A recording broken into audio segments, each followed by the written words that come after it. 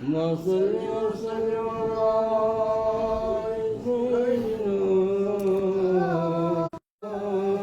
الله الرحمن الرحيم الحمد لله نحمده ونستعينه ونستغفره ونؤمن به ونتوكل عليه ونعوذ بالله من شرور أنفسنا ومن سيئات أعمالنا من يهده الله فلا مضل له ومن يضلله فلا هادي له ونشهد أن لا إله إلا الله وحده لا شريك له ونشهد أن سيدنا وحبيبنا وشفيعنا ومولانا محمدا عبده ورسوله صلى الله عليه وعلى آله وأصحابه وأزواجه وذرياته وبارك وسلم تسليما كثيرا كثيرا أما بعد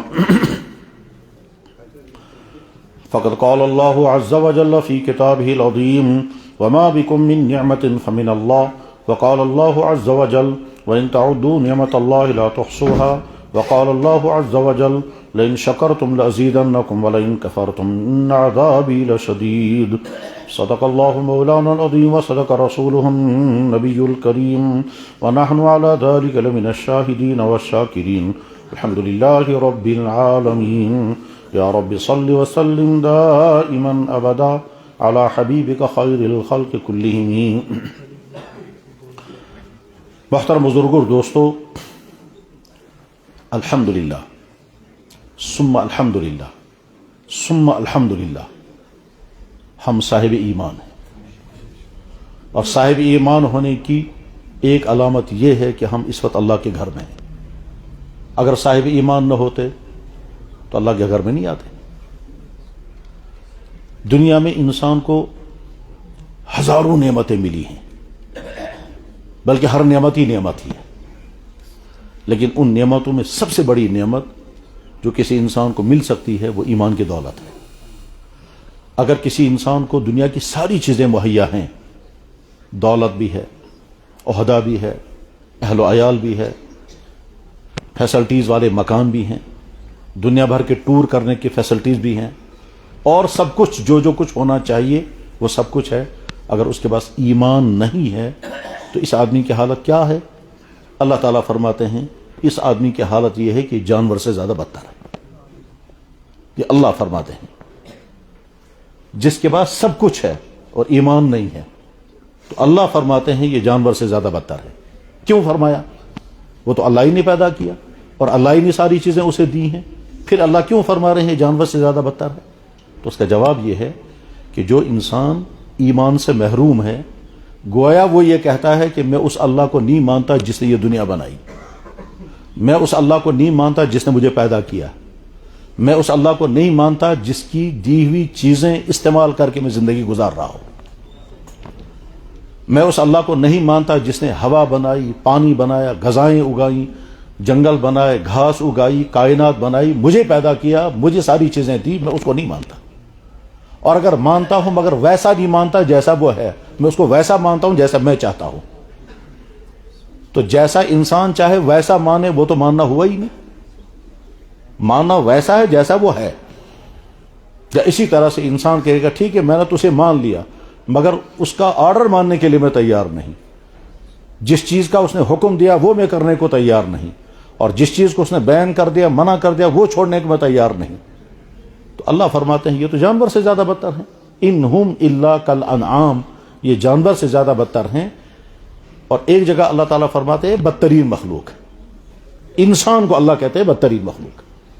ان الذین کفروا من اہل الکتاب والمشرکین فی نار جہنم خالدین فیہا اولئک هم شر البریہ. بریہ کا مطلب ہوتا ہے مخلوق، شر من شر. بے شک وہ لوگ جو اللہ کو نہیں مانتے یا اللہ کو مانتے ہیں مگر ویسا نہیں مانتے جیسا وہ ہے، ویسا مانتے ہیں جیسے ان کی اپنی مرضی ہے، اور اللہ کی بات ماننے کو تیار نہیں ہیں، چاہے وہ کسی بھی طبقے کے ہوں، چاہے کسی بھی کمیونٹی کے ہوں، چاہے وہ کسی بھی علاقے کے ہوں، کسی بھی قوم کے ہوں. اللہ فرماتے ہیں اولئک شر البریہ، یہ بدترین مخلوق ہے. اور اس کے مقابلے وہ لوگ جنہوں نے مجھے مانا اور بعد میں میرے حکم کے مطابق زندگی گزارنے کی کوشش بھی کر رہے ہیں، وہ بہترین مخلوق ہے. ان الذین آمنوا وعملوا الصالحات اولئک هم خیر البریہ. کبھی کبھی سوچنا چاہیے میں اس طبقے میں ہوں جس کو اللہ کہتے ہیں بہترین مخلوق، میں اس طبقے میں نہیں ہوں جس کو اللہ کہتے ہیں بدترین مخلوق۔ حالانکہ ان کو بھی اللہ ہی نے پیدا کیا، ان کو بھی اللہ ہی نے پیدا کیا، وہ بھی اللہ کی زمین پر زندگی گزار رہے ہیں، یہ بھی اللہ کی زمین پر زندگی گزار رہے ہیں، وہ بھی اللہ کی دی ہوئی نعمتیں استعمال کر کے زندہ ہیں، وہ بھی اللہ کی نعمت استعمال کر کے ہوا دونوں پی رہے ہیں، پانی دونوں پی رہے ہیں، غذائیں دونوں کھا رہے ہیں، فیسلٹی سے فائدے دونوں اٹھا رہے ہیں، دونوں کو نیند ملی ہوئی ہے، دونوں کو صحت ہے، دونوں کو، لیکن ایک اللہ کو مانتا ہے پھر زندگی گزار رہا ہے، اور ایک اللہ کو نہیں مانتا پھر زندگی گزار رہا ہے۔ بلکہ یہ ہو سکتا ہے کہ جو اللہ کو نہیں مانتا اس کی زندگی میں آسانیاں زیادہ ہوں، خوشیاں زیادہ ہوں، عیش و آرام زیادہ ہو، اور جو اللہ کو مانتا ہے اس کو مشکلات ہوں، لیکن اس کے باوجود اللہ فرما رہا ہے یہ بہترین مخلوق اور وہ بدترین مخلوق۔ تو اللہ کے فضل اور احسان سے ہم صاحب ایمان ہیں۔ شک نہیں کرنا چاہیے، خبر اچھا کن کیوں شک کریں گے؟ ہم تو تسلیم کرتے ہیں وہ جو اللہ کہہ رہے ہیں، ہم تو تسلیم کرتے ہیں وہ جو اللہ کے نبی نے کہا۔ ہم نے اللہ کو نہیں دیکھا اور اللہ کے نبی نے کہا، ہم نے مان لیا۔ ہم نے اللہ کے نبی کو نہیں دیکھا لیکن ہم مانتے ہیں اللہ کے نبی حق تھے، اور جیسے اس وقت دوپہر کا ٹائم ہے، ہم مسجد میں، ہمیں یقین ہے، ہمیں 100% یقین ہے کہ دوپہر کا وقت ہے، جمعے کا دن ہے، ہم مسجد میں بیٹھے ہیں، ایسے ہی ہمیں یقین ہے کہ محمد رسول اللہ نبی سچے نبی تھے۔ ہم نے ہوا نہیں دیکھی، ہمیں یقین ہے کہ ہوا ہے، تبھی تو ہم زندہ ہیں، حالانکہ دیکھی نہیں ہم نے تار کے اندر کا کرنٹ دیکھا نہیں، ہم سب کو یقین ہے کہ تار کے اندر کرنٹ ہے کیونکہ لائٹ جل رہی ہے۔ لائٹ کا جلنا ثبوت ہے اس بات کا کہ تار کے اندر کرنٹ ہے۔ ہم زندہ ہیں، یہ ثبوت اس بات کا ہے کہ ہمارے اندر روح ہے۔ ہم زندہ ہیں، یہ ثبوت اس بات کا ہے کہ ہم ہوا لے رہے ہیں اور پھینک نکال بھی رہے ہیں، سانس چل رہی ہے، حالانکہ ہم نے ہوا دیکھی نہیں ہے، ہم نے آکسیجن دیکھی نہیں ہے۔ بس سیم اسی طرح سے ہم نے اللہ کے نبی کو دیکھا نہیں ہے، لیکن ہمیں یقین تھے کہ محمد رسول اللہ سچے نبی تھے، اور انہی کی امت میں ہم ہیں۔ ان کی امت میں ہم کیسے ہیں وہ بھی اللہ کا احسان ہے، اس میں ہماری کوئی محنت نہیں ہے، ہمارا کوئی مطالبہ نہیں، ہم نے کوئی کوشش نہیں کی، اللہ نے ایمان والے کے گھر میں پیدا کیا، گھر کے اندر ایمان کی دولت مل گئی۔ اس ایمان کو پانے کے لیے ہمیں نہ کوئی سفر کرنا پڑا، نہ کوئی مصیبت جھیلنی پڑی، نہ کوئی ظلم سہنا پڑا، جو ہوتا ہے اور ہر زمانے میں ہوتا ہے۔ جب بھی کوئی انسان کفر سے ایمان کی طرف چلتا ہے تو اس کو طرح طرح کی مصیبتیں آتی ہیں، اور ہمیشہ ہر دور میں یہ رہا ہے۔ سارے نبیوں کی تاریخ یہی بتاتی ہے۔ خود جناب رسول اکرم صلی اللہ علیہ وسلم کا مبارک زمانہ جس میں مسلمانوں پر بے انتہا ظلم ہوا، وہ ظلم کیوں تھا؟ اس لیے کہ وہ کفر کی طرف سے ایمان کی طرف آئے تھے، تبھی تو وہ ظلم سہ رہے تھے۔ اور آج کے زمانے میں بھی ایسا ہی ہے کہ جب کوئی انسان کفر چھوڑ کر ایمان کی طرف آتا ہے تو نہ جانے کتنی مشکلات، کتنی مصیبتیں، کیا کیا سہنا پڑتا ہے، کیا کیا کرنا پڑتا ہے۔ وہ تو وہی بتائیں گے جن پر یہ بیتی ہو، ہم پر تو نہیں بیتی۔ ہم کو تو گھر کے اندر ایمان کی دولت مل گئی، ایمان والے کے گھر میں اللہ نے ہم کو پیدا کیا۔ کبھی کبھی وہ لوگ جو ایمان سے محروم ہیں وہ سوال بھی کرتے ہیں کہ آپ کو تو پیدا کیا گیا مسلم گھر میں اور ہم کو پیدا کیا گیا دوسرے گھر میں، ہمارا کیا قصور ہے؟ ہم اگر اس گھر میں پیدا ہوئے ہوتے ہم بھی مسلمان ہوتے۔ تو گویا وہ بلیم دیتے ہیں اللہ کو، لیکن ہمیں اس سے بحث نہیں ہے اس وقت۔ ہمیں تو اپنی حالت کو سمجھنا ہے کہ اللہ نے ہمارے ساتھ بے انتہا کرم کا معاملہ کیا، اور شاید ہم بہت نادان ہوں گے کہ اگر ہم نے اس کا احساس نہ کیا کہ اللہ نے ہمارے ساتھ بہت مہربانی کا معاملہ کیا ہے کہ ہم کو ایمان والے کے گھر میں پیدا کیا۔ اگر ہمیں ایمان والے کے گھر میں پیدا نہ کیا ہوتا، کسی اور گھر میں پیدا کیا ہوتا، تو ہم اپنے بارے میں یہ گارنٹی نہیں دے سکتے کہ ہم اس کفر کو چھوڑ کر ایمان کی طرف آ جاتے، اسی طرح سے جس طرح سے اس وقت میں 5-6 ارب انسان ایمان سے محروم ہیں۔ آپ سب لوگ پڑھے لکھے ہیں، جانتے ہوں کہ دنیا کی پاپولیشن کتنی ہے، تقریباً 8 ارب کے قریب ہے، 8 ارب کے آس پاس۔ ان 8 ارب میں سے 5-6 ارب انسان ایمان سے محروم ہیں، ہم بھی اسی میں ہو سکتے تھے۔ اور جیسے وہ 5-6 ارب انسان اس کفر سے نہیں نکل پا رہے ہیں، ہو سکتا ہے ہماری حالت بھی وہی ہوتی۔ تو اس امتحان میں ہم فیل ہو جاتے، اللہ نے وہ امتحان ہم کو ڈالا ہی نہیں۔ کبھی تنہائی میں بیٹھ کر کے سوچنا چاہیے کہ ٹھیک ہے، زندگی کی مصیبتیں میں جھیل رہا ہوں، مصیبتیں ہیں یا آرام ہے جو بھی ہیں، لیکن تھوڑی دیر کے لیے میں سوچوں اگر میں اس گھر میں پیدا ہوا ہوتا تو میں آج کہاں ہوتا؟ پھر نہ میری زبان پر اللہ ہوتا، نہ میری زبان پر نبی ہوتا، نہ میری زبان پر کلمہ ہوتا، نہ میں مسجد میں آتا، نہ میں قبرستان میں دفن ہوتا، نہ مجھے اللہ سے مغفرت پانے کی امید تھی، میری دنیا ہی کچھ اور ہوتی جیسے ان تمام کی۔ تو اللہ نے ہم کو ایمان کی دولت عطا فرمائی ہے، اور یہ کوئی معمولی نہیں، بہت بڑی بلکہ سب سے بڑی نعمت۔ اس کی ہزاروں وجوہات ہیں، وہ ساری وجوہات مجھے اس وقت بیان نہیں کرنی ہے، بس میں ایک بات سناتا ہوں اور اس کے بعد اگلی بات کریں گے۔ جناب رسول اللہ صلی اللہ علیہ وسلم مبارکباد بھی کرتے تھے، اور مختلف جگہوں پر آپ نے مختلف معاملات میں مبارکباد کی ہے، جیسے ہم بھی کرتے ہیں۔ بچہ پاس ہو گیا مبارک کرتے ہیں، آپریشن کامیاب ہو گیا مبارک کرتے ہیں، شادی ہو گئی مبارک کرتے ہیں، حج کر کے آ گیا مبارک کرتے ہیں، کسی نے کوئی بڑا کارنامہ انجام دیا مبارک کرتے ہیں، کرنا بھی چاہیے۔ ایسے اللہ کے نبی علیہ السلام نے بہت لوگوں کو مبارکباد دی ہے۔ اس میں ایک حدیث یہ ہے، حدیث کی کتابوں میں جو بڑی بڑی کتابیں لکھی گئی ہیں، ان بڑی کتابوں میں ایک کتاب کا نام ہے مسند احمد ابن حنبل۔ یہ امام احمد ابن حنبل ہے، امام بخاری کے استاد ہیں۔ یہ امام بخاری کے بہت استاد ہیں، جن سے انہیں حدیثیں لی وہ سب ان کے استاد ہیں۔ ان استادوں میں ایک امام احمد ابن حنبل بھی ہیں، جن سے براہ راست انہیں حدیث لی ہے، اور وہ ڈکلیئر کرتے ہیں کہ میرے استاد ہیں۔ امام مالک امام بخاری کے استاد نہیں ہیں، استاد کے بھی استاد ہیں۔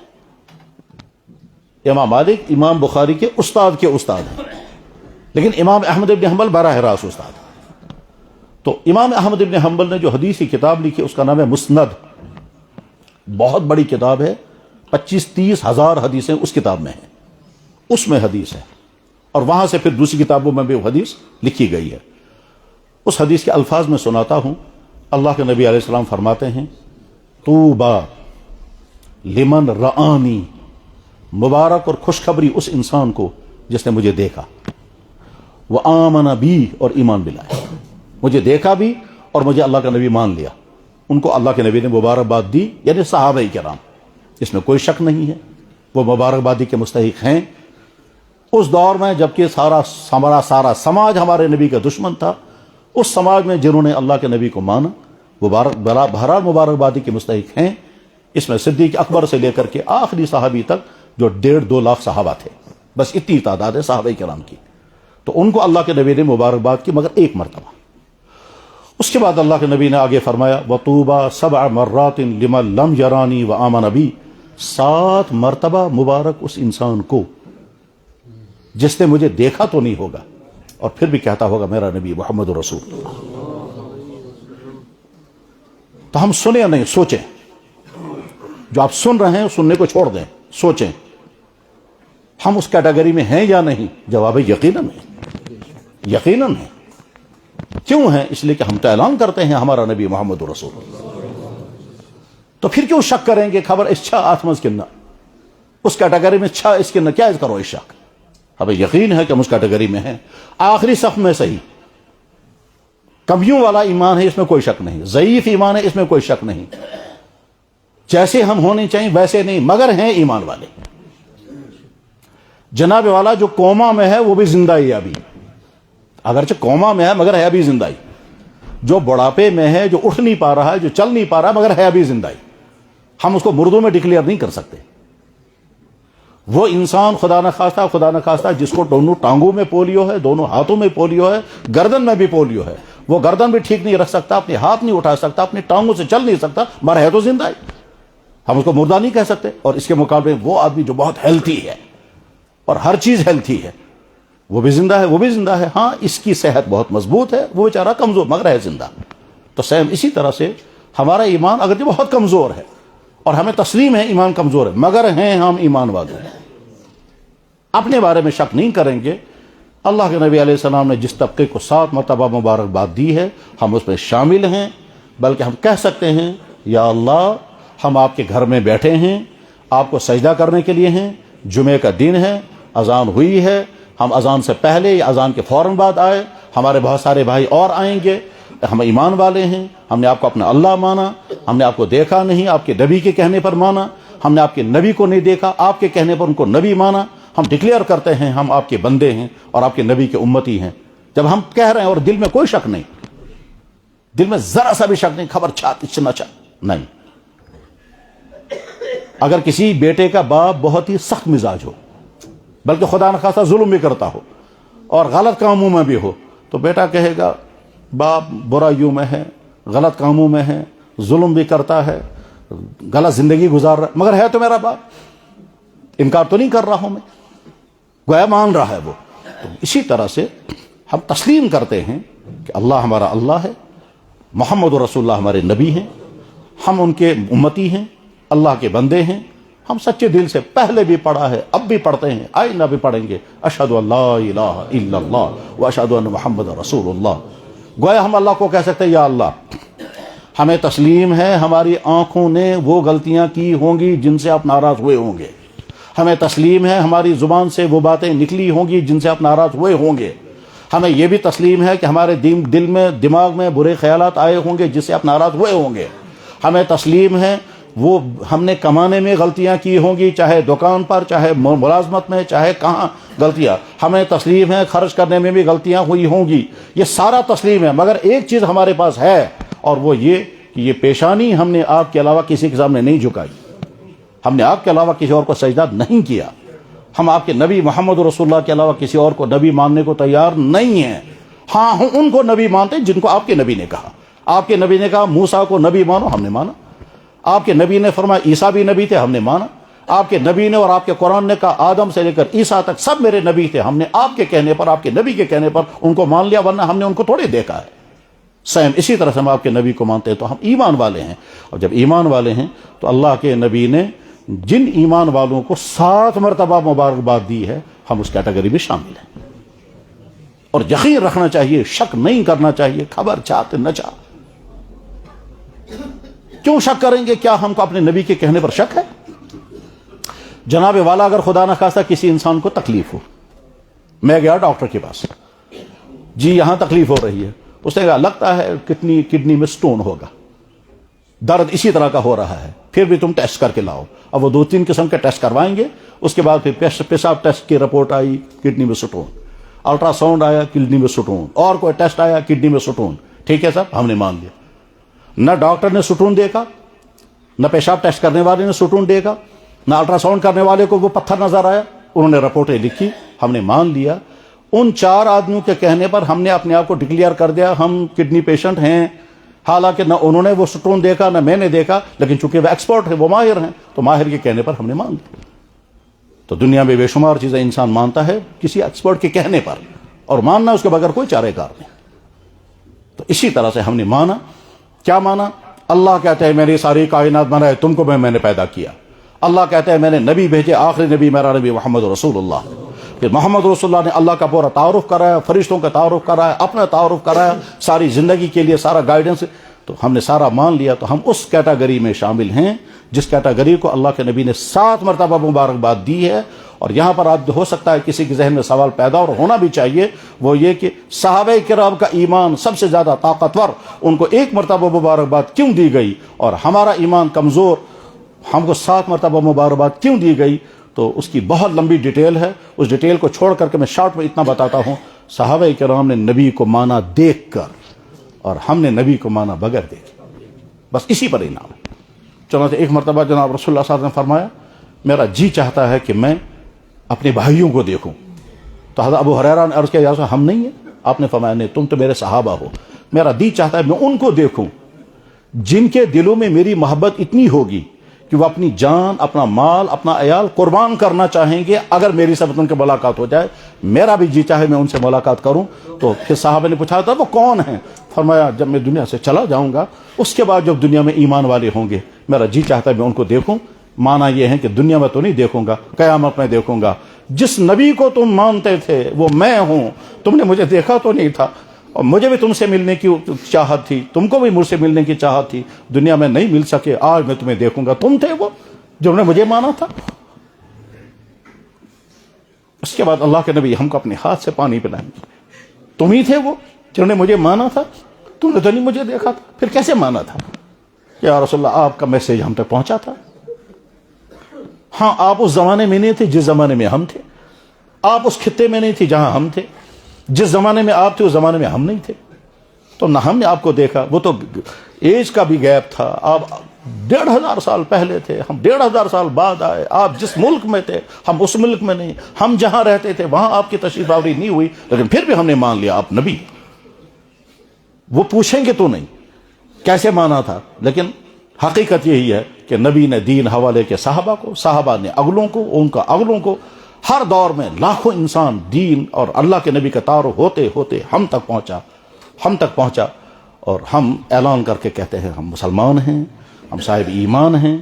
تسلیم ہے کہ ہمارا ایمان کمزور ہے، تسلیم ہے کہ ہم سے بے شمار غلطیاں ہوئی ہوں گی جن کا ہم شمار بھی نہیں کر سکتے، مگر اس کے باوجود یقین ہے کہ ہم مومن ہیں، کمزوری سے کہ بس مومن ہیں۔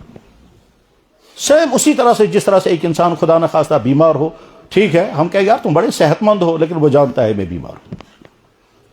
بعض دفعہ کہ انسان کو سائلنٹ کینسر ہوتا ہے تو سب لوگ کہتے ہیں بڑا صحت مند، مگر اندر وہی جانتا ہے کہ مجھے کیا ہے۔ ایک انسان کو اللہ نے مالی حیثیت بڑی اچھی عطا کی ہے، وہ ہر وقت سمجھتا ہے میں مالدار ہوں۔ ایک انسان افسر ہے، ہر وقت اسے احساس ہے میں افسر ہوں۔ ایک انسان خدا نہ خواستہ بیمار ہے، وہ ہر وقت سمجھتا ہے میں بیمار ہوں۔ ایک انسان غربت میں، ہر وقت اسے احساس ہے کہ میں غربت میں ہوں۔ سیم اسی طرح سے ہمیں ہر وقت احساس کہ ہم مومن ہیں، ہم مسلمان ہیں۔ میرے بھائی، جب اللہ نے یہ ایمان کی دولت عطا فرمائی ہے تب اس کے بعد اس ایمان کے تقاضے سمجھنے ہیں۔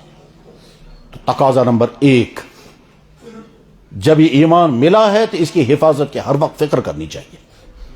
ہر وہ چیز جس کی وجہ سے یہ ایمان چھن جائے، ہر وہ چیز جس کی وجہ سے ایمان کو ضرر پہنچے، ہر وہ چیز جس کی وجہ سے ایمان ٹوٹ جائے، بکھر جائے، ختم ہو جائے، اس سے اپنے آپ کو بچانا ہے۔ اور جب اس سے بچانا ہے تو سارے اس کے لیے یہ بھی سمجھنا ہوگا وہ کون کون سی چیزیں ہیں جن کی وجہ سے ایمان چھن جاتا ہے، کیونکہ اللہ تعالیٰ وارننگ دے رہے ہیں۔ بہت سارے دنیا میں ایسے بھی ہوں گے جو سمجھتے ہوں گے کہ ہم ایمان والے ہیں، مگر ان کے پاس ایمان نہیں ہے۔ وَمِنَ النَّاسِ مَن يَقُولُ آمَنَّا بِاللَّهِ وَبِالْيَوْمِ الْآخِرِ وَمَا هُمْ بِمُؤْمِنِينَ۔ بہت سارے لوگ سمجھتے ہوں کہ مومن ہیں، مگر حقیقت یہ ہے کہ وہ مومن نہیں ہے، وہ اپنے آپ کو بھی دھوکہ دے رہے ہیں، دوسروں کو بھی دھوکہ دے رہے ہیں۔ سیم اسی طرح سے کہ بیمار جو ہے وہ ڈاکٹر سے سارا کچھ چھپاتا ہے، ڈاکٹر سے سارا کچھ چھپاتا ہے۔ ڈاکٹر کہتا ہے مجھے بولو نا کیا کیا ہے تکلیف، وہ چھپا رہا ہے، تو وہ اپنے آپ کو بھی دھوکہ دے رہا ہے، ڈاکٹر کو بھی دھوکہ دے رہا ہے، اس کو چاہیے سب کچھ۔ تو ٹھیک اسی طرح سے ایمان والے کو ہر وقت فکر مند رہنا چاہیے کہ میں کوئی ایسی بات زبان سے نہیں نکالوں گا جس کے ذریعے سے میرا ایمان چھن جائے، میں کوئی ایکشن نہیں کروں گا جس کی وجہ سے ایمان چھن جائے۔ وہ کیا بات اور کیا ایکشنز ہیں وہ سمجھنا ہوگا، ہر وہ کام کی جس کے کرنے سے پہلے ڈاؤٹ ہو جائے، پتہ نہیں یہ ٹھیک ہے یا نہیں ہے، کرنا ہے یا نہیں ہے، ایمان والے کو کرنے کی اجازت ہے یا نہیں ہے، اس کے بارے میں پہلے اسلام سے پوچھنا ہوگا، خود ڈیسائیڈ نہیں کرنا ہے۔ اس سے کیا ہوگا؟ بہت بھائیوں کو یہی غلط فہمی ہوتی ہے، کیا وہ چیز کریں گے کہ جس کی وجہ سے ان کا ایمان ختم ہو جاتا ہے، اور وہ اپنے آپ کو تسلی دیتے ہیں ہم سے گون کی، اس سے کیا ہوگا؟ کاش آپ کو سمجھ میں آ جائے کہ اس جملے کا مطلب کیا ہے۔ کہ بہت سارے بھائی پڑھے لکھے بلکہ اونچے عہدوں پر وہ سمجھتے ہیں یہ کرنے سے کچھ نہیں ہوگا، یہ کرنے سے کچھ نہیں ہوگا، حالانکہ وہ ہو چکا ہوتا ہے، اور اسے پتہ رہے یا نہ رہے وہ اپنے آپ کو تسلی دیتا رہے گا اور وہ ایمان چھن چکا ہوگا۔ اس کے لیے اسلام میں پوری ڈیٹیل ہے۔ اگر کوئی میڈیکل کا ایشو ہوگا تو ڈاکٹر کو فیصلہ کرنا ہے۔ مان لیجئے ہم میں سے کوئی بہت پڑھا لکھا ہے، ہائی ڈگریاں اس کے پاس ہیں، مگر سبجیکٹ اس کا کوئی اور ہے، تو میڈیکل کے ایشو وہ ڈاکٹر سے پوچھے گا۔ اس میں یہ نہیں کہے گا میں تو بہت بڑی ڈگریوں والا ہوں، میں تو P H D, double P H D, بلکہ ڈی لٹ یا لٹ ڈی ڈگری لی ہوئی ہے، پی ایچ ڈی کے اوپر ڈگری ہوتی ہے وہ، یا کوئی قانون کا بہت بڑا ماہر ہے، یا کسی اور سبجیکٹ کا بہت بڑا ماہر ہے، لیکن وہ جانتا ہے، سمجھدار انسان ہے، وہ کہے گا کہ صاحب دین کے بارے میں تو مجھے دین سے ہی پوچھنا ہے، خود اپنے سے فیصلہ نہیں کرنا ہے کہ اس سے کیا ہوگا۔ تو اپنے ایمان کی حفاظت، اور جب وہ امتحان ایمان کی حفاظت کا امتحان آتا ہے تو وہ آسان نہیں ہوتا، وہ مشکل ہوتا ہے، اس میں بیچ میں کبھی لالچ آتی ہے، کبھی پریشر آتا ہے، کبھی دھوکہ لگتا ہے، کبھی کنفیوژن ہوتا ہے، کبھی سیم چیزیں ہوتی ہیں، اور آدمی سمجھتا ہے جب اس سے کچھ نہیں ہوا تو اس سے بھی کچھ نہیں ہوگا، تو کنفیوژن ہو جاتا ہے۔ تو کنفیوژن کی وجہ سے، لالچ کی وجہ سے، پریشر کی وجہ سے، یا کسی اور وجہ سے اپنی ایمان سے ہاتھ نہیں دھونا ہے۔ یہ ہر ایمان والے کو بار بار فکر کرنی چاہیے کہ یا اللہ کم سے کم مجھ سے ایسی غلطی نہیں ہونی چاہیے جس کے نتیجے میں میرا ایمان مجھ سے چھن جائے۔ بس ایمان کا پہلا تقاضا ہے، اس میں بہت ڈیٹیل بیان کرنے کی ضرورت ہے، لیکن میں اس کو بس یہی ختم کرتا ہوں۔ اس ایمان کے تقاضوں میں سے بڑا اہم ترین تقاضا یہ بھی ہے کہ انسان کی زندگی یا خوشیوں میں ہوگی یا پریشانیوں میں ہوگی۔ اگر خوشیوں والی زندگی ہے تو ایمان والا شکر کی حالت میں رہتا ہے، جو نعمتیں ہیں یا اللہ شکر ہے آپ کا دیا ہوا ہے، دولت ہے، عہدہ ہے، صحت ہے، اہل و عیال ہے، مکان ہے، ساری چیزیں ہیں، تو شکر کی حالت میں ان تمام چیزوں کے ملنے کی وجہ سے ایمان والے کو کبر نہیں آئے گا. ایمان نہیں ہوگا تو کبر آ سکتا ہے. تو شکر کی حالت میں رہنا ہے.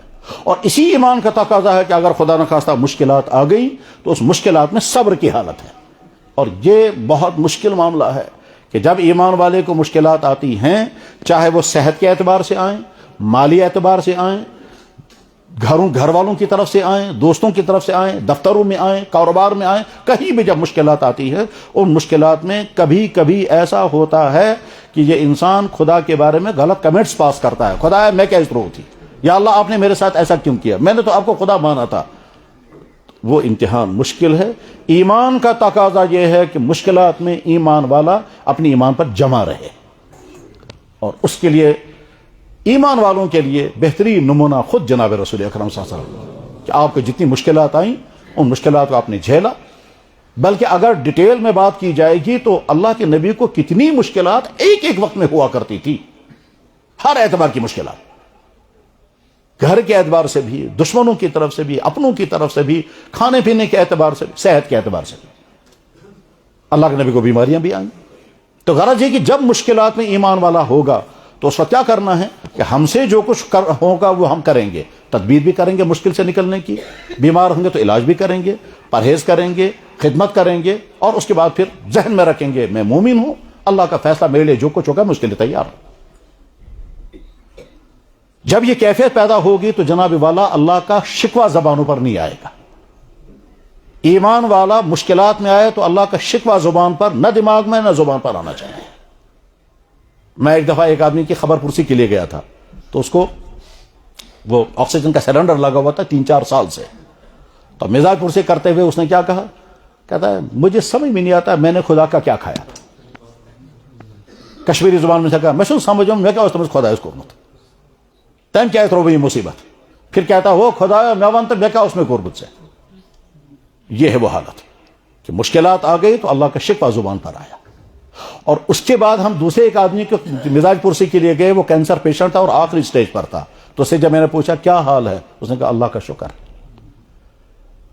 کھانا کھاتے ہو، کہنے لگا مشکل سے 2-3 لقمے مگر وہ بھی ہضم نہیں ہوتا، اس پر بھی اللہ کا شکر ہے.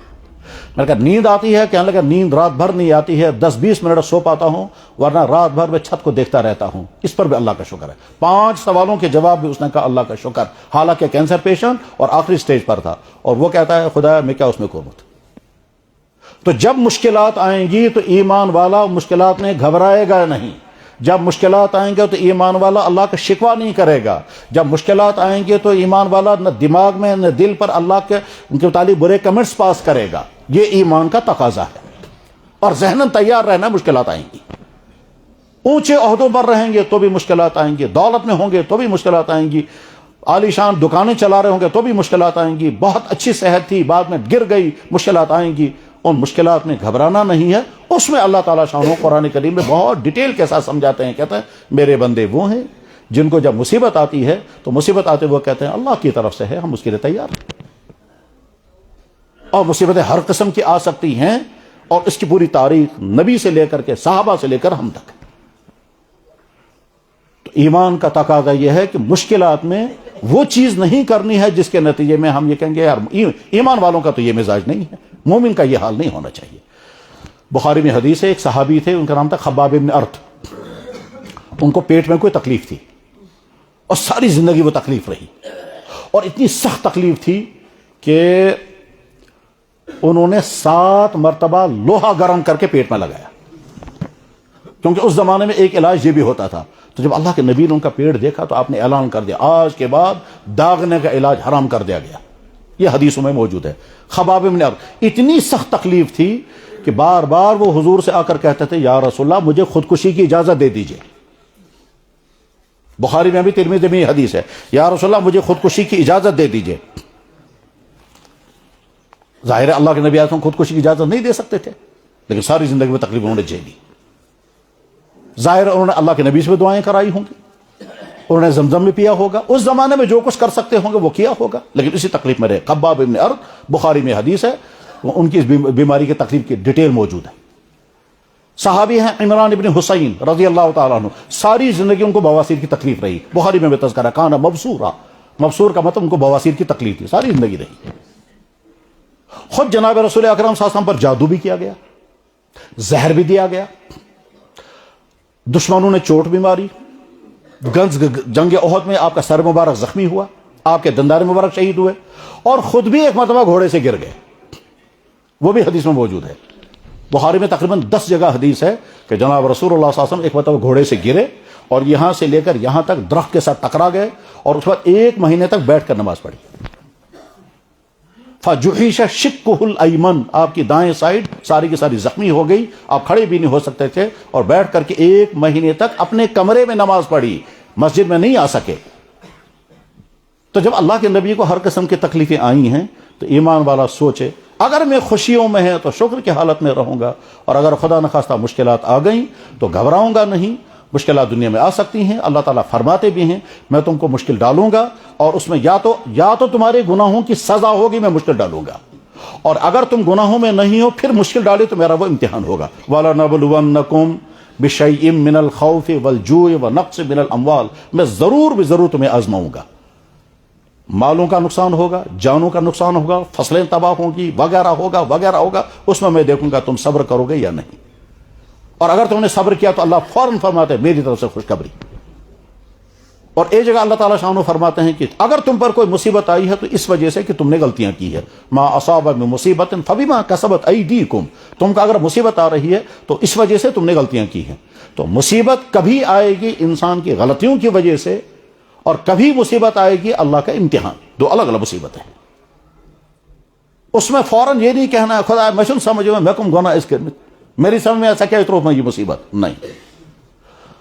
جناب رسول اللہ صلی اللہ علیہ وسلم دعاؤں کے ذریعے سے بھی میسج دیتے تھے، تو ایک مرتبہ آپ نے دعا کی اور وہ حدیث کتابوں میں موجود ہے، یا اللہ میں آپ سے وہ یقین مانگتا ہوں، ایسا ایمان چاہتا ہوں جس ایمان کے بعد اگر کوئی مصیبت آئے تو میں گھبراؤں گا نہیں، میں ایسا ایمان چاہتا ہوں کہ جس کے بعد اگر کوئی مصیبت مجھے آئے تو میں گھبراؤں گا نہیں۔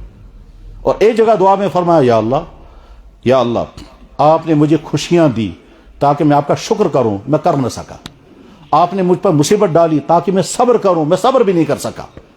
پھر آپ نے عجیب بات فرمائی، یا اللہ مجھے شکر کرنا چاہیے تھا، میں کر نہ سکا، پھر بھی آپ نے نعمتیں مجھ سے چھینی نہیں، اور آپ نے مجھ پر مصیبت ڈالی تاکہ میں صبر کروں، میں صبر کر نہ سکا، پھر بھی آپ نے مجھے سزا نہیں دی۔ یہ تو تواضع کی وجہ سے اللہ کے نبی کہہ رہے ہیں، یا اللہ آپ نے مجھ پر مصیبت ڈالی تاکہ میں صبر کر کے دکھاؤں، میں صبر کر نہ سکا، حالانکہ اللہ کے نبی زیادہ صبر کرنے والا کون ہے، لیکن آگے کیا فرمایا، میں صبر کر نہ سکا پھر بھی آپ نے مجھے رسوا نہیں کیا، فلم افضحتنی اور فلم فضحتنی، یہی لفظ ہے۔ تو ایمان کا تقاضا ایک یہ ہے کہ جب مشکلات آئیں تو گھبرانا نہیں ہے، چاہے وہ صحت کے اعتبار سے ہوں، مالی اعتبار سے ہوں، انسانوں کی طرف سے آئے، انسانوں میں گھر والے ہوں، ماں باپ ہوں، بھائی بہن ہوں، پڑوسی ہوں، رشتہ دار ہوں، دفتر ہوں، کسی انسان کی طرف سے مصیبت پہنچے تو اس میں گھبرانا نہیں ہے، مایوس نہیں ہونا ہے، برا بلا نہیں کہنا ہے، اللہ کا شکوہ نہیں کرنا ہے، مصیبت کا مقابلہ کرنا ہے، اور مقابلہ کرنے کے لیے جتنے وسائل ہمارے پاس ہیں وہ وسائل ہم استعمال کریں گے، باقی فیصلہ اللہ کے ہاتھ میں۔ ایمان کا اہم ترین تقاضا یہ ہے کہ مومن کے ذریعے سے کسی انسان کو کوئی تکلیف نہ پہنچے، یہ ایمان کا تقاضا ہے۔ ایمان والے کی حالت یہ ہونی چاہیے کہ صاحب میں اللہ کا بندہ ہوں، یہ ساری اللہ کی مخلوق ہے، اور اللہ کے نبی نے فرمایا ساری مخلوق میرا عیال ہے، یہ ساری میری فیملی ہے، اس میں جانور بھی ہیں، اس میں کیڑے مکوڑے ہیں، اس میں انسان ہیں، ایمان والے بھی ہیں، غیر ایمان والے، سارے اللہ کی مخلوق ہے، تو میرے ذریعے سے کسی کو تکلیف نہیں پہنچنی چاہیے۔ ایمان کا تقاضا یہ ہے کہ صاحب بیٹے کے ذریعے سے ماں باپ کو، ماں باپ کے ذریعے سے بیٹوں کو، بھائیوں کے ذریعے بھائیوں کو، شوہروں کے ذریعے بیویوں کو، پڑوسوں کے ذریعے سے پڑوسیوں کو، دکانداروں کے ذریعے سے کسٹمروں کو، کسٹمر کے ذریعے سے دکاندار کو، افسروں کے ذریعے ماتحتوں کو، ملازموں کے ذریعے سے اپنے کلیگوں کو، کسی کے ذریعے کسی کو تکلیف نہ پہنچے، کیونکہ ہم ایمان والے ہیں۔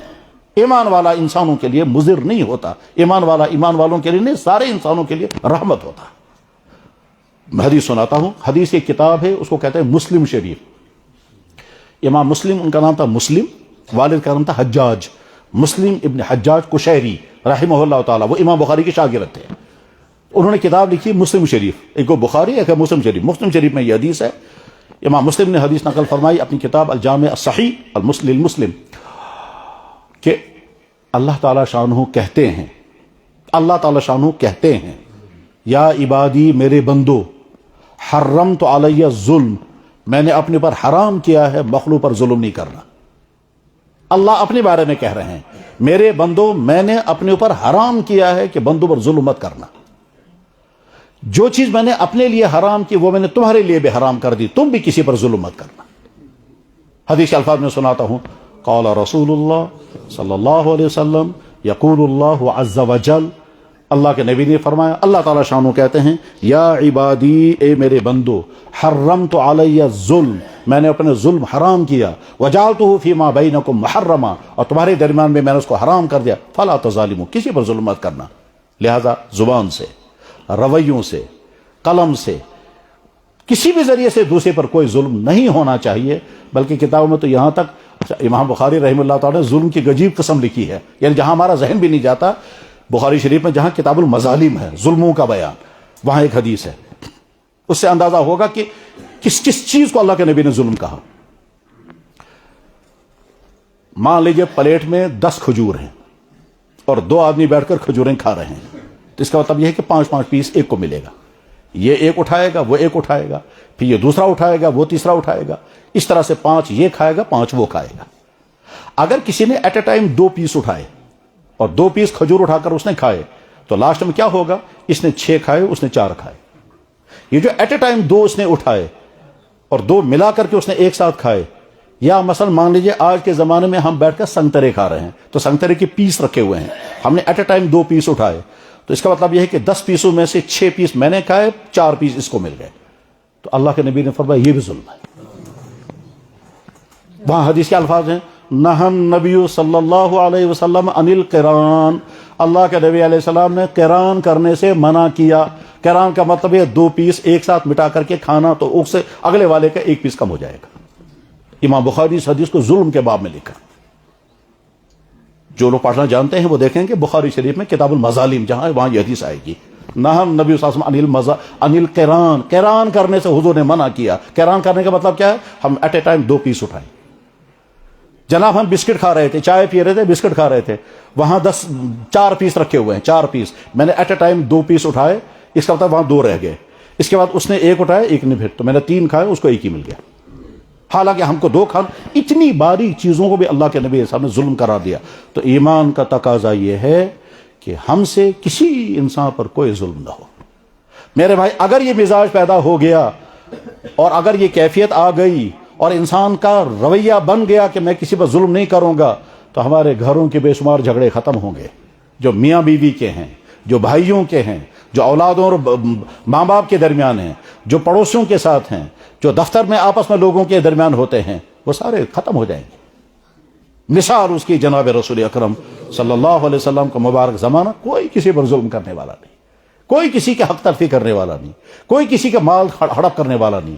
کوئی جناب والا, اگر کسی آدمی کا قرضہ ہمارے ذمہ ہے اور ٹائم طے ہو گیا ہے کہ 1 مہینے کے بعد اور میں ادا نہیں کر سکتا 1 مہینے تک, تو میرے لیے حکم یہ ہے کہ 1 مہینہ گزرنے سے پہلے میں اس کے بعد جاؤں گا, اسے کہوں گا کل مجھے پیمنٹ کرنی تھی, میں نہیں کر سکتا, آپ مجھے معافی دے دو, آپ مجھے اور مہلت دے دو. جب وہ مہلت دے گا تو مہلت ملے گی, نہیں دے گا تو نہیں ملے گی مہلت, اور اس کے بعد اگر آپ نے پیسہ نہیں دیا تو ظلم ہو گیا. فرمایا جناب رسول اکرم, مطل الغنی ظلم, پیسہ ادا نہیں کر رہے ہو, ٹال مٹول کر رہے ہو, تو یہ ظلم ہے. اس کو بھی ظلم کے دائرے میں لایا گیا. اسی طرح سے ایمان کا ایک اہم ترین تقاضا یہ ہے کہ انسان اپنے اوپر ظلم نہ کرے. ایمان کا اہم ترین تقاضا ہے کہ انسان اپنے اوپر ظلم نہ کرے. تو فوراً سوال پیدا ہوگا, اپنے اوپر کون ظلم کرے گا؟ تو جواب ہے ہاں, قرآن بتا ہے. ہم دعا پڑھتے ہیں, ربنا ظلمنا انفسنا, اللہم انی ظلمت نفسی, لا الہ الا انت سبحانک انی کنت من الظالمین. تو وہ قرآن کہہ رہا ہے کہ تم ظالم ہو. قرآن کریم میں اللہ تعالیٰ ایک جگہ فرماتے ہیں, وَيَوْمَ, وہ دن یاد رکھنا, یعض, کاٹو گے تم, پھر آگے فرمایا ظالم, وہ دن یاد رکھنا جس دن تم ظالم اپنی انگلیوں کو کاٹو گے. کاشی پر ونو سدوہ تھے جو یاد یمدہ تو اتھن سے پیو, تقریباً سیم یہی ترجمہ ہوگا. میں ویسے زیادہ کشمیری بولنا تو نہیں جانتا, لیکن کوشش کرنے کے بعد اگر میں سمجھتا ہوں تو یہی مفہوم ہے. سدوہ تھے جو یاد یمدہ تو اتھن سے پیو, وَيَوْمَ, وہ دن, یعض, کاٹو گے تم, الظالم, تم ظالم, علی یدیہ, اپنے ہاتھوں کو. کیا کہو گے؟ یا ویلتا لیتنی لم اتخذ فلانا خلیلا, افسوس میں فلانے کے ساتھ نہ رہا ہوتا, افسوس میں نے فلانی کمپنی میں نہ رہا ہوتا، افسوس میں فلاں فرینڈ سرکل میں نہ رہا ہوتا، افسوس میں نے یہ ویب سائٹیں نہ دیکھی ہوتی، افسوس میں نے غلط لٹریچر نہ پڑھا ہوتا، افسوس میں کرپشن کے ماحول میں نہ رہا ہوتا، افسوس میں فحش کاموں میں نہ رہا ہوتا، افسوس میں دوسروں کو دیکھ کر فلاں برے کام میں نہ پھنسا ہوتا۔ ایک ایک چیز کو افسوس کر کر کے کہو گے کاش میں نے نہ کیا ہوتا، اور اس سے میں نے اپنے اوپر ظلم کیا۔ میں ڈرگس میں نہیں تھا، میں ان کے ساتھ رہا تو ڈرگس میں پھنس گیا۔ میں غلط افیئرس میں نہیں تھا، لیکن ایسے لڑکوں کے ساتھ اٹھا بیٹھا تو میں اس سے پھنس گیا۔ میں کرپشن میں نہیں تھا، لیکن جب دیکھا دائیں بائیں سارے کر رہے میں بھی کرپشن میں چلا گیا۔ میں یہ نہیں کرتا تھا، میں ڈرنکر نہیں تھا، مگر انہی کے ساتھ رہ کر میں ڈرنکر بن گیا۔ میں یہ نہیں کرتا تھا، مگر ان کے ساتھ رہ کر میں نے یہ کر لیا، اور افسوس کر کر کے کہے گا۔ اللہ تعالیٰ فرماتے تم اس وقت سمجھو گے میں نے اپنے پر کتنا بڑا ظلم کیا ہے، میں نے یہ سب کیوں کیا۔ اور ایک آگے اللہ تعالیٰ شانو فرماتے کہ تم کہو گے مجھے قیامت کے دن، تم مجھے کہو گے یا اللہ میں تو تھا ٹھیک، مگر بس فلانے کے ساتھ میں رہا، فلانے کے ساتھ میں رہا ٹھیک، میں نے دیکھا وہ لوگ کر رہے ہیں ہم بھی کریں گے، میں نے ان کو دیکھا انہوں نے فراڈ کیا ہم نے بھی کیا، میں نے دیکھا وہ اس کے فلانے کے ساتھ افیئرس ہیں، میں نے کہا میں بھی کروں گا، میں نے دیکھا فلانے دوسروں کو دیکھ دیکھ کر کے ہم نے بھی وہی کیا، فلانے نے فراڈ کیا، کاغذات جعلی بنائے، پھر یہ کیا میں نے بھی کیا، وہ سب اس کے بعد پھر کہے گا یا اللہ میں تو نہیں کرتا، وہ تو ان کی وجہ سے میں نے کیا، اب مجھے وہ دکھا دیں وہ ہیں کہاں، تو میں ان کو پاؤں سے رون دوں گا۔ وقالوا ربنا ارنا الذین اضلانا من الجن والانس نجعلهما تحت اقدامنا، میں اپنے پاؤں سے ان کو رون دوں گا، مجھے ملنے چاہیے وہ۔ پھر جب وہ جو ہی سامنے آئیں گے کہاں یا اللہ یہ ہیں وہ جنہوں نے مجھے برباد کیا تھا، ان کو ڈبل سزا دینا۔ وقالوا ربنا اطعنا سادتنا وكبراءنا فاضلونا فآتهم عذابا ضعفين من العذاب۔ تو ایمان کا ایک تقاضا یہ ہے کہ ہم اپنے آپ کو وہ چیز نہیں کھلائیں گے نہیں پلائیں گے جو ظلم ہوگا اپنے اوپر۔ ایمان کا تقاضا ہے کہ ہمارا رویہ دوسروں کے ساتھ وہ نہیں ہوگا کہ قیامت کے اللہ تعالیٰ ہم کو ظالموں میں ڈکلیئر کر دے۔ ایمان کے تقاضے یہی ہیں۔ ایمان کا ہم سے یہ مطالبہ ہے، ایمان کا ہم سے یہ مطالبہ کہ ہم ہر وقت سوچیں اللہ مجھے دیکھ رہا ہے۔ اگر یہ کیفیت میرے بھائی پیدا ہو گئی تو بہت بڑی نعمت مل گئی۔ اگر ہم یہ کیفیت پیدا ہوگی ہم ہر وقت سمجھے میرا اللہ مجھے دیکھ رہا ہے، بالکل سیم اسی طرح سے جس طرح آج دفتروں میں سڑکوں پر کیمرے لگے ہوئے ہوتے ہیں، سی سی کیمرے، اور جو ہی آدمی کو پتا چل جائے کیمرہ لگا ہوا ہے تو وہاں محتاط رہتا ہے، کیونکہ کیمرہ لگا ہوا کیچنگ ہو رہی ہے۔ اور بعد میں سب کچھ ٹریفک رول کو فالو کرنا ہے، کیونکہ یہاں اگر ہم نے ریڈ لائن کراس کی تو کیمرہ لگا ہوا ہے، ہم دفتر میں ہیں وہاں غلطی نہیں کریں گے کیونکہ کیمرہ لگا ہوا ہے۔ کیمرہ لگا ہوا انسان کا بنایا ہوا، اللہ کا کیمرہ تو پہلے سے لگا ہوا ہے۔ اس کیمرے کو تو سوئچ آف کر دیں گے تو بیٹھ جائے گا، لائٹ نہیں آئے گی تو نہیں بیٹھے گا، اللہ کا کیمرہ تو نہیں بیٹھے گا، وہ تو بیٹھ۔ اور اس کیمرے کے ساتھ ایک دوسرا کیمرہ لگا ہوا ہے، وہ ہے ہماری باڈی۔ یہ ہماری باڈی خود ایک کیمرہ ہے اور یہ سب کچھ انسان کا ریکارڈ کر رہی ہے۔ قرآن میں اللہ تعالیٰ نے 3 جگہ یہ بات ارشاد فرمائی کہ تمہارا جسم تمہارا سب کچھ ریکارڈ کر رہا ہے۔ لہٰذا کوئی آدمی اس دھوکے میں نہیں رہنا چاہیے کہ رات کے اندھیرے میں لائٹ آف کر کے اپنے بیڈ کے اندر بیٹھ کر چٹکنی لگا کر میں موبائل پر جو چاہوں گا سو دیکھوں گا، کون دیکھے گا؟ تو جناب والا انسان کوئی نہیں دیکھے گا، آپ کے ماں باپ نہیں دیکھیں گے، آپ کی اولاد آپ کو نہیں دیکھے گی، لیکن ایک تو تمہاری باڈی یوز ہو رہی ہے اور ایک اللہ دیکھ رہے ہیں اور فرشتے بھی نوٹ کر رہے ہیں۔ 3 ڈپارٹمنٹ لگے ہوئے ہیں۔ ہم سمجھ رہے ہیں کوئی نہیں دیکھ رہا ہے، لیکن 3 ڈپارٹمنٹ کیچ کر رہے ہیں کیا کیا ہو رہا ہے۔ اور بعد میں یہی انگلی جس سے ہم یہ کریں گے، سرچ کرتے کرتے اوپر سے نیچے کریں یا دائیں سے بائیں کریں گے، یہی انگلی قیامت کے دن گواہی دے گی۔ قرآن میں اللہ تعالیٰ فرماتے ہیں یوم تشہد علیہم السنتہم وایدیہم وارجلہم، تمہاری زبان گواہی دے گی تم نے کس سے کیا بات کی، تمہارے ہاتھ گواہی دیں گے تم نے کیا میسج لکھی، تمہارے ہاتھ گواہی دیں گے تم نے کہاں کیا پکڑا، کس سے کتنی رقم کس انٹینشن کے ساتھ لی، تمہارا ہاتھ گواہی دے گا تم نے کہاں غلط سائن کیے اور اس غلط سائن کرنے میں کس سے تم نے کیا لیا، تمہارا ہاتھ گواہی دے گا تم نے دکان پر بیٹھ کر کیا ملاوٹ کی، تمہارا ہاتھ گواہی دے گا تم نے کس کے ساتھ ہینڈ شیک کیا، وہ محرم تھی یا غیر محرم، تمہارا جسم گواہی دے گا تم نے کس کے ساتھ ٹچ کیا۔ اور ایک جگہ اللہ تعالیٰ فرماتے ہاں یہ بھی ہے کہ تمہارے پاؤں گواہی دیں گے تم نے ان کو کہاں کے لیے چلایا تھا، اور ایک جگہ اللہ تعالیٰ فرماتے تمہاری کھال گواہی دے گی۔ हत्ता इज़ा मा जाऊहा शहिद अलैहिम समउहुम व अबसारुहुम व जुलूदुहुम, तुम्हारी खाल गवाही देगी। ईमान वाला हर वक्त समझता है कि अल्लाह मुझे देख, और इसी के साथ एक दूसरा है, क्या ईमान वाला समझता है अगर मुझे मुसीबत आई मेरा अल्लाह मेरे साथ है। ये अजीब नियामत है। ये एक तरफ से अल्लाह साथ है, इसका फायदा यह होगा कि इंसान अपने आप को गुनाह से बचाएगा, और दूसरी तरफ से इसका इनाम यह है कि जब इंसान मुसीबत में फंसेगा तो कहेगा मेरा अल्लाह मेरे साथ है।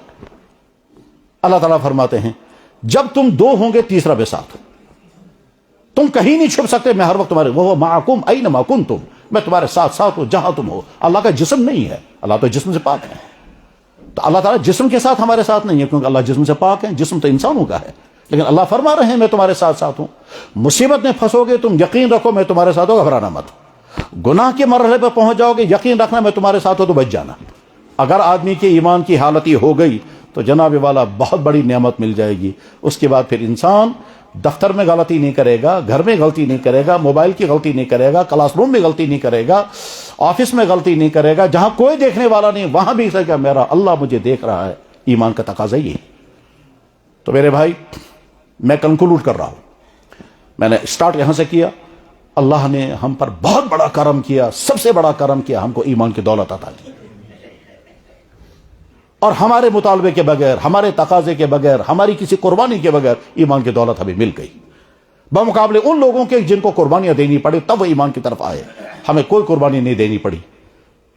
इस ईमान के नतीजे में हम मुबारकबादियों के मुस्तहिक हैं, और अल्लाह के नबी ने हमको मुबारकबाद दी है, हमको नहीं, जिस तबके को मुबारकबाद दी है उस तबके में हम शामिल हैं। 7 मरतबा मुबारक। हदीस का हवाला मैंने बता दिया, मुस्तद अहमद इब्न हंबल में हदीस है, और वहां से यह हदीस नीचे की किताब में आई है। उस किताब का नाम है मिशकात शरीफ। उस मिशकात शरीफ में, मिशकात शरीफ की बड़ी अजीब कहानी है। यहाँ कश्मीर में मिशकात शरीफ नहीं थी, तो यहाँ कश्मीर से एक बुजुर्ग गए थे मक्का शरीफ, और वहां उन्होंने किताब देखी मिशकात शरीफ। तो बुजुर्ग से कहा कि ये किताब मुझे दे दो। उन्होंने कहा मेरे पास एक ही पीस है, ये कि तुम्हें कैसे दूंगा। और उस जमाने में किताब प्रिंट नहीं होती थी, हाथ से लिखी जाती थी। तो हाथ से लिखी हुई किताब उनके पास मिशकात शरीफ है, उसमें 4-5 हजार हदीसें हैं। तो इस बुजुर्ग ने कहा किताब तो ये देगा नहीं, और दूसरी किताब कहीं मिलेगी नहीं, प्रिंट हुई ही नहीं है, यह हाथ की लिखी हुई है। उन्होंने कहा पढ़ने के लिए दे दो। तो उन्हें पढ़ने के लिए किताब ले ली, और 10 दिन या 15 दिन या कितने दिन उन्होंने किताब पढ़ी। किताब पढ़ने के बाद वापस कर दी, और साहब ने कहा कि सारी किताब मैंने ज़बानी याद कर ली। वो शख्स जब वापस कश्मीर आए हैं तो मिशकात शरीफ उसको ज़बानी याद थी, उसी का नाम है बाबा दाऊद मिशकाती। मिशकाती तो इसीलिए तो ना हो, तो बस मिशकात शरीफ ज़बानी याद। उस मिशकात शरीफ के लास्ट पेज पर यह हदीस मौजूद है जिसमें अल्लाह के नबी ने मुबारकबाद की है, और हम उसमें शामिल हैं।